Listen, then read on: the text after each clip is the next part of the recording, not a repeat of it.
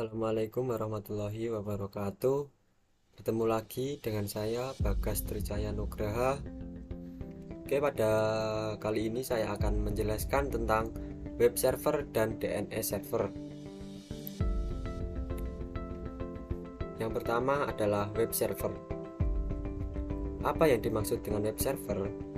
Web server adalah perangkat lunak yang berfungsi sebagai penerima permintaan yang dikirimkan melalui browser, kemudian memberikan tanggapan permintaan dalam bentuk halaman situs web atau lebih umumnya dalam dokumen HTML. Namun, web server dapat mempunyai dua pengertian berbeda, yaitu sebagai bagian dari perangkat keras atau hardware maupun sebagai bagian dari perangkat lunak atau software. Jika merujuk pada hardware, web server digunakan untuk menyimpan semua data seperti HTML, dokumen, gambar, file CSS, dan file JavaScript. Sedangkan pada sisi software, fungsi web server adalah sebagai pusat kontrol untuk memproses permintaan yang diterima dari browser. Selanjutnya, fungsi dari web server. Jadi, selain berfungsi sebagai komunikasi penghubung dengan situs web dan memproses HTTP request yang dikirimkan oleh browser, secara umum beberapa fungsi web server adalah sebagai berikut. Yang pertama yakni memastikan semua modul yang dibutuhkan tersedia dan siap digunakan. Kedua, membersihkan penyimpanan, change, dan modul yang tidak terpakai. Dan yang ketiga yakni melakukan pemeriksaan keamanan terhadap HTTP request yang dikirimkan browser. Namun, jika dipisahkan berdasarkan pengertian web server sebagai hardware dan web server sebagai software, maka fungsinya juga berbeda. Fungsi web server sebagai hardware adalah web server bertugas menjadi tempat penyimpanan skrip, gambar, maupun konten halaman website. Web server harus dapat diakses dari seluruh wilayah yang mempunyai koneksi internet. Sedangkan dari pengertiannya, web server sebagai software yakni berfungsi sebagai tempat penyimpanan. Fungsi web server adalah sebagai perangkat lunak yang siap melayani permintaan dari browser. Ada banyak web server yang tersedia saat ini, salah satunya adalah Apache. Selanjutnya yakni cara kerja dari web server. Cara kerja dari web server adalah yang pertama, saat kita mengambil halaman website, browser akan mengirimkan permintaan ke server, kemudian diproses oleh web server. HTTP request dikirimkan ke web server. Sebelum memproses HTTP request, web server juga melakukan pengecekan terhadap keamanan. Pada server, HTTP request diproses dengan bantuan HTTP server. HTTP server merupakan perangkat lunak yang bertugas menerjemahkan URL atau alamat situs web, serta HTTP, protokol yang digunakan browser untuk menampilkan website. Kemudian web server mengirimkan HTTP respon ke browser yang memprosesnya menjadi halaman situs web. Produk dari web server. Produk dari web server tersendiri adalah ada Apache yang divendori oleh Apache sendiri. Selanjutnya ada NGINX yang divendori oleh NGINX.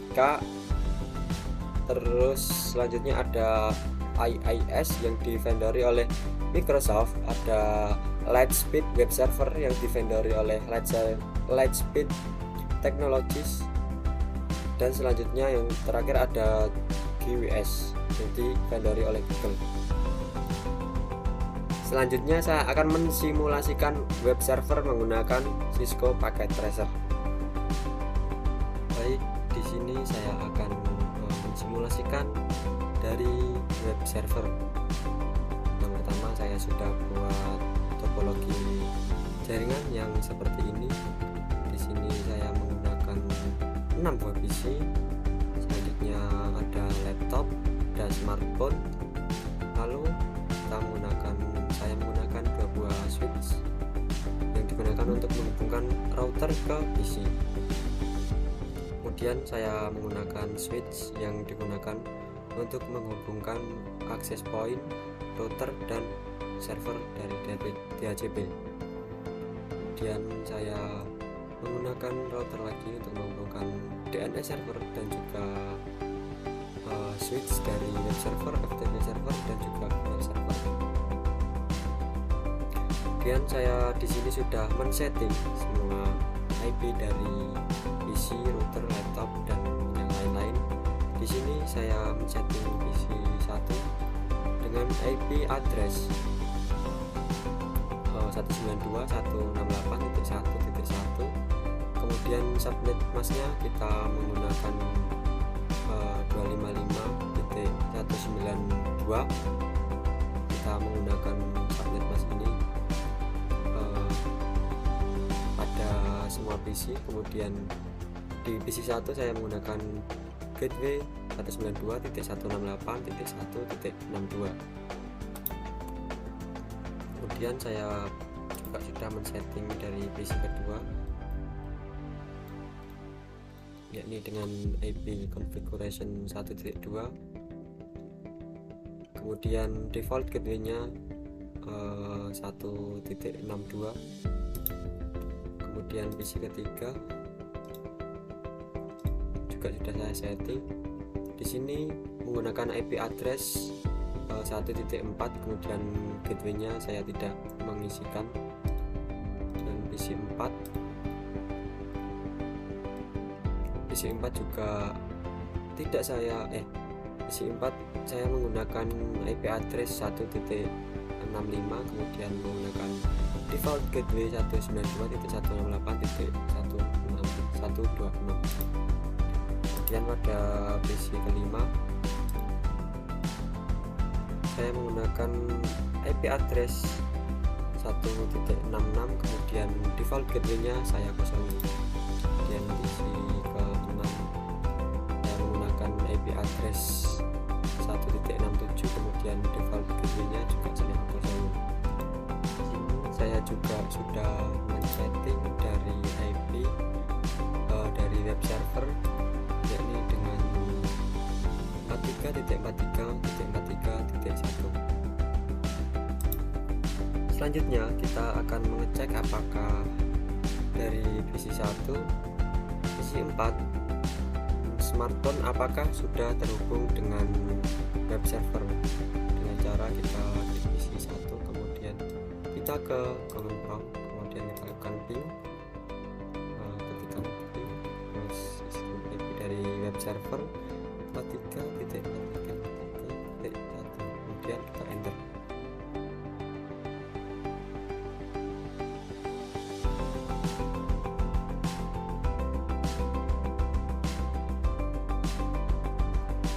Oke, dapat kita lihat di sini sudah ada tulisan replay. Jadi dari PC 1 ke web server berarti sudah terhubung.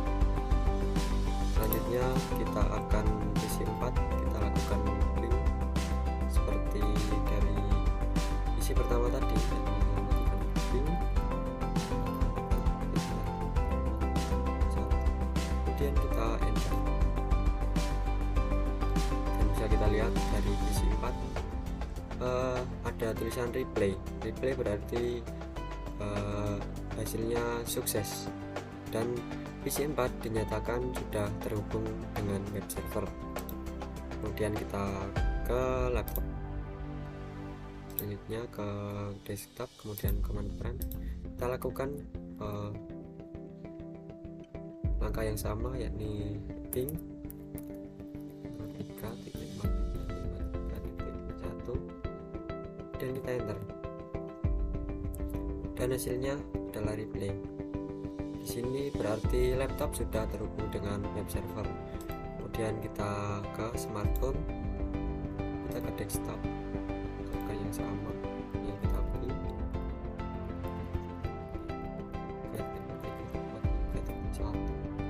Kemudian kita enter, dan ya hasilnya adalah replay. Berarti dari PC 1, PC 4, laptop, dan smartphone sudah terhubung ke web server. Selanjutnya kita pergi ke web server, terus ke service, kemudian ke HTTP.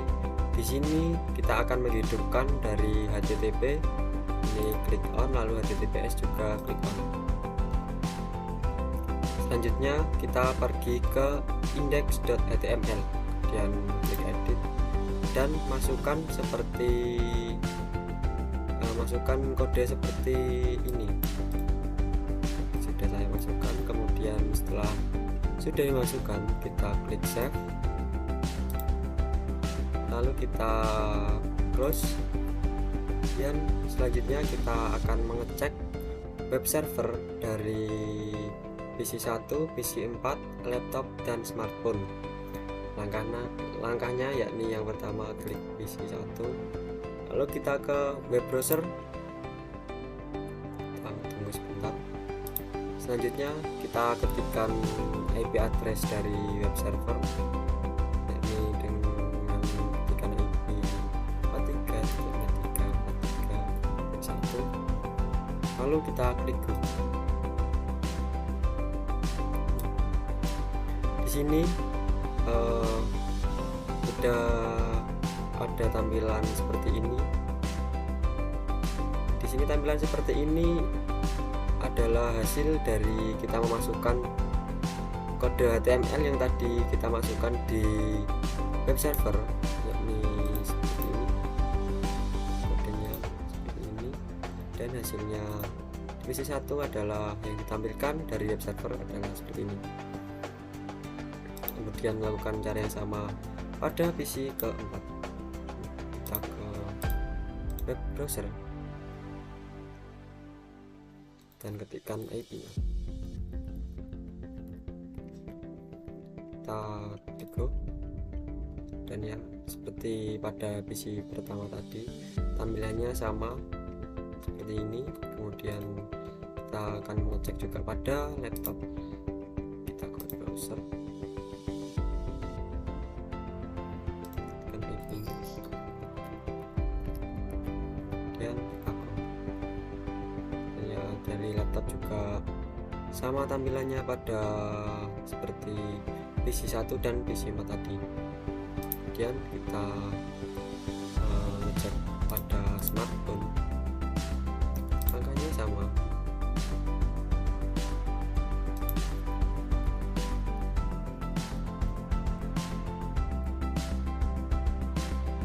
Nah, ini sudah muncul pada smartphone juga, dan ini tandanya kita sudah mensimulasikan web server. Selanjutnya saya akan menjelaskan tentang DNS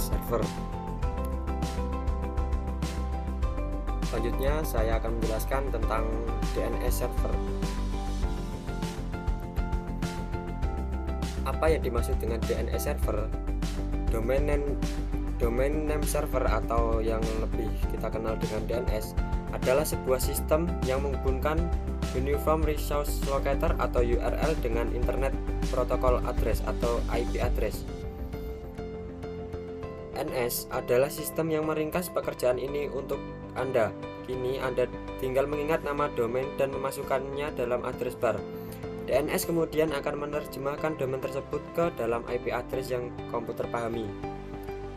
Misalkan, kita ingin mengakses Google, alih-alih menulis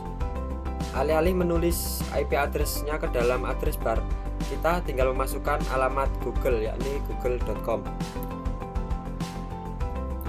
Kemudian fungsi dari DNS server. Dari penjelasan apa itu DNS, kita pasti sudah bisa mengira-ngira bagaimana sebetulnya DNS berfungsi. Namun, supaya lebih jelas, berikut adalah 3 fungsi dari DNS.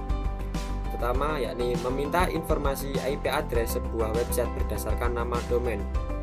Selanjutnya, meminta informasi URL sebuah website berdasarkan IP address yang dimasukkan. Selanjutnya, cara kerja dari DNS server. DNS server bekerja dalam tahapan-tahapan, dimulai dari proses meminta informasi atau DNS query, kemudian dilanjutkan dengan tahapan-tahapan lain seperti DNS Resorption, Root Name Server, TLD Name Server, hingga Authoritative Name Server. Selanjutnya, macam-macam DNS server. Yang pertama ada A-record. A-record atau address record yakni bertugas menyimpan informasi soal hostname, time to live atau TTL, dan IP address version 4. Yang kedua ada AAA record, menyimpan informasi hostname dan hubungannya dengan IP address versi 6. Yang ketiga ada MX record, yang bertugas merekam server SMTP yang khusus digunakan untuk saling berkirim email dari suatu domain. Keempat ada CNAME record. CNAME record digunakan untuk meredirect domain atau subdomain ke sebuah IP address. Lewat fungsi satu ini Anda tidak perlu memperbarui DNS record. Selanjutnya ada NS record. Dari pengertiannya, NS record merujuk subdomain pada autoritatif name server yang diinginkan. Record ini berguna jika subdomain Anda di hosting berbeda dengan domain. Ada PTR record yang memberikan izin pada DNS resolver untuk menyediakan informasi soal IP address dan menampilkan host name. Ada CERT record yang bertugas menyimpan sertifikat enkripsi atau sertifikat keamanan. Selanjutnya ada SRV record. SRV record ini bertugas menyimpan informasi terkait lokasi komunikasi semacam priority, name, wait, port, points, dan TTL.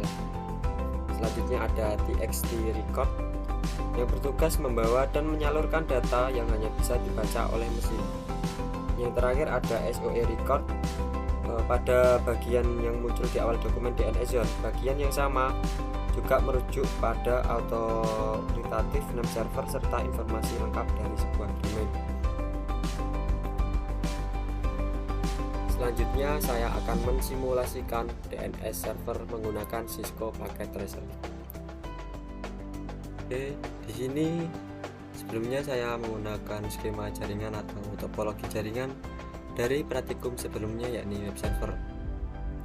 Yang pertama yang kita lakukan pada simulasi DNS server kali ini adalah kita pergi ke web server, kemudian kita pergi ke service, kemudian kita ke DNS. Dan di sini saya sudah mengaktifkan DNS service dengan cara klik on di sini, lalu saya sudah menambahkan dua DNS, yakni jarcom.com, kemudian dengan tipe A-record dan IP addressnya 43.43.43.1. Kemudian saya juga sudah menambahkan DNS yang kedua, yakni dengan nama www.jarcom.com, kemudian dengan tipe CNAME dan hostname-nya yakni jarcom.com. Kemudian kita close. Selanjutnya kita akan mengecek DNS dari PC 1, PC 4, dan laptop dan juga smartphone. Yang pertama kita ngecek di PC 1. Kita pergi ke desktop, ke IP configuration. Dari PC 1 DNS servernya yakni 33.33.33.1. Di sini semuanya dari PC 1, PC 4, laptop dan smartphone. Kita menggunakan DNS server 33.33.33.1.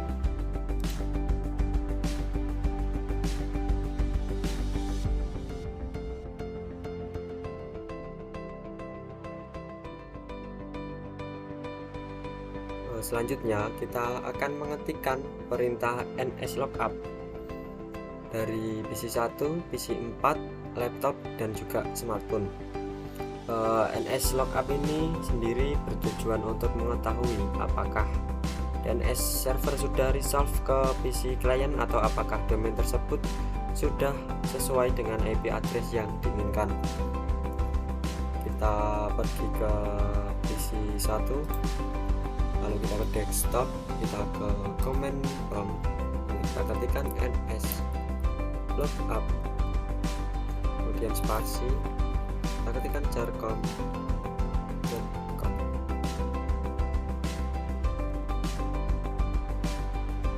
kemudian kita enter, kita tunggu.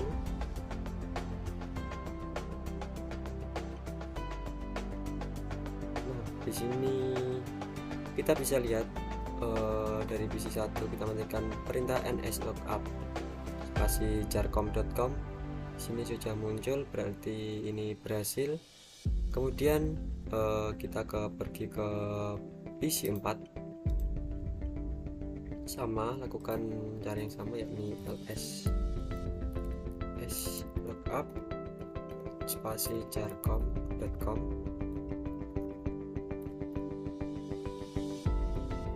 Kita enter. Di sini juga sudah muncul dari ketikan nslookup.jarcom sudah muncul. Selanjutnya kita ke laptop 1, kita ketikkan perintah yang sama, yakni nslookup spasi jarcom. Di sini juga sudah berhasil. Kemudian pada smartphone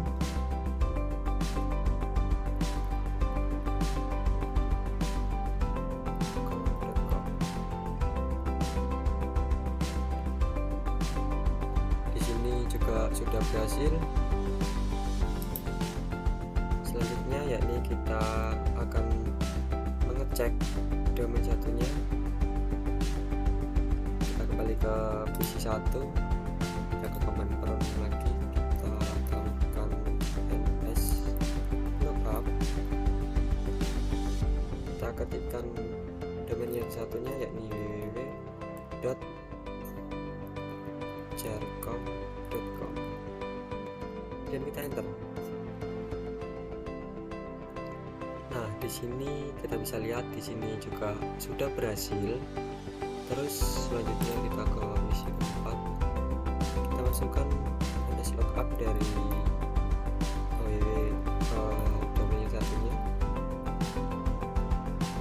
yakni www.jarcom.com. Kita enter. Sini juga sudah berhasil.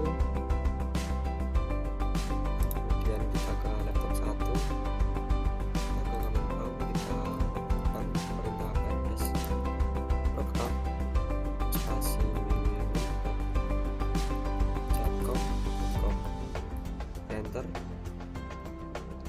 selanjutnya kita ke smartphone, kita ketikkan perintah yang sama, nslookup spasi www.jarcom.com dan kita enter. Dan di sini sudah berhasil semuanya. Oke, selanjutnya kita akan mengecek domain yang pertama menggunakan web browser apakah sudah ada. Kita klik web browser dari PC 1, kita ketikkan domain yang pertama yakni jarcom.com, kemudian kita enter dan ya sudah muncul domain yang pertama. Selanjutnya kita pergi ke PC 4 dan cek domain yang sama. Kita pergi ke web browser, ketikkan ini juga PC 4 sudah bisa mengakses dari URL jarcom.com. Selanjutnya kita pergi ke laptop, lakukan langkah yang sama, jarcom.com, dan enter. Di sini juga sudah muncul. Selanjutnya kita ke smartphone. Smartphone juga kita ketikkan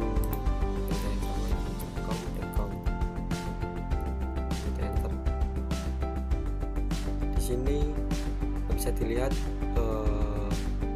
URL dari jarcom.com sudah muncul di smartphone pertama.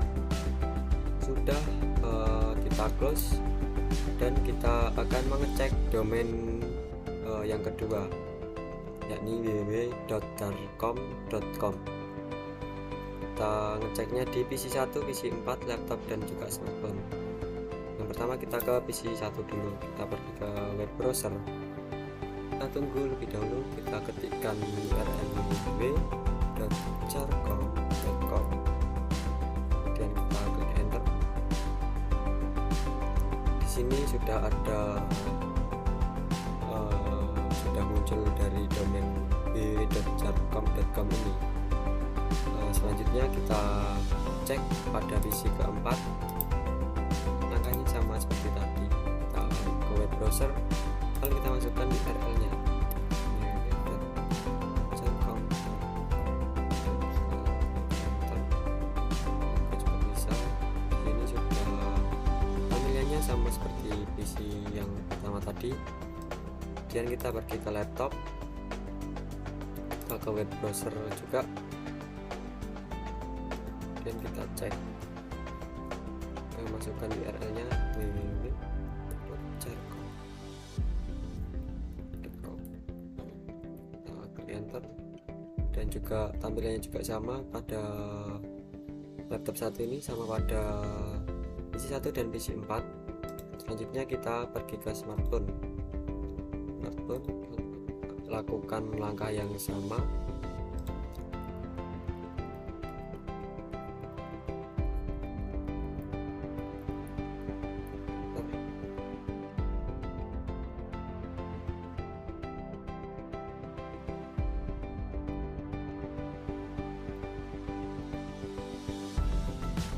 Oke, di sini juga tampilannya juga seperti pada PC 1, PC 4 dan juga laptop tadi.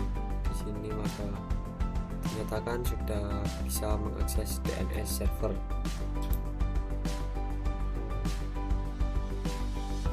Ya, demikian adalah simulasi dari DNS server, dan di sini saya akan mengakhiri video ini. Like, komen, dan subscribe bila ini bermanfaat. Sampai jumpa, sampai ketemu lagi dengan saya di video-video selanjutnya. Assalamualaikum warahmatullahi wabarakatuh.